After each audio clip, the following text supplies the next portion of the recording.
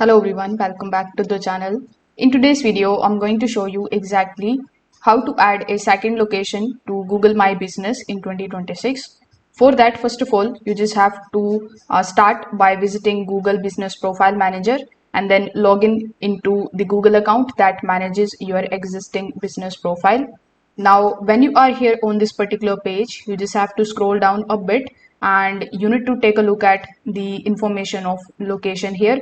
So as you can see, this is the address that I have currently added. And if I click on the option of see all, it is going to show me all of the things that I can add over here. So in order to add another location, you just have to click on the option of added profile. Now click on the option of location.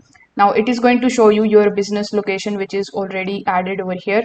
So in the service area, you can add another location and you can scroll down and you can provide further information about this location.